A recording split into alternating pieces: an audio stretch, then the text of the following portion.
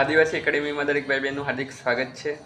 હવે જે પણ ભાઈ બહેન યુપીએસસી મેન્સની તૈયારી કરી છે તે દરેક ભાઈ બહેનને વિનંતી કે તમે જે તમારા મેન જે 8 મેન સબ્જેક્ટ જે કોમન છે તેના આધારે તમે જીએસના જે પેપર પૂછાય છે તેના ઉપર વધારે પડતું ફોકસ કરજો। તેમજ તમારા જે ક્વોલિફાઈડ 2 પેપર છે જે લેંગ્વેજના તેના ઉપર વધારે પડતું ફોકસ કરજો। તેમજ લેંગ્વેજ તેમજ કરંટ અફેર્સની અંદર જે પેપર પૂછાય છે તેની અંદર તમે કરંટ અફેર્સના મેન મુદ્દાઓ પણ ઉઠાવી લેજો, જેથી કરીને તમારા પેપર કમ્પ્લીટ થઈ જાય અને તમારું ઇન્ટરવ્યૂ માટે સિલેક્ટ થઈ જાય। બીજી વાત એ કે તમારા જે મેન સબ્જેક્ટ જે છે તે જે તમારે મેન્સ એક્ઝામ આપવાની છે તેના ઉપર વધારે પડતું ફોકસ કરજો, કેમ કે ઇન્ટરવ્યૂની વખત તમારો મેન જે સબ્જેક્ટ છે તેના પર વધારે પડતા પ્રશ્નો પૂછવામાં આવે છે।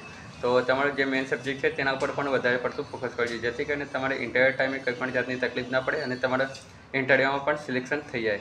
તો જે પણ ભાઈ બહેન યુપીએસસી મેન્સની તૈયારી કરી છે તે દરેક ભાઈ બહેનને એડવાન્સમાં બેસ્ટ ઓફ લક। તમારા મેન્સના પેપર પણ કમ્પ્લીટ જાય તેવી પણ એડવાન્સમાં હાર્દિક શુભકામનાઓ। ધન્યવાદ। જય હિન્દ, જય ભારત।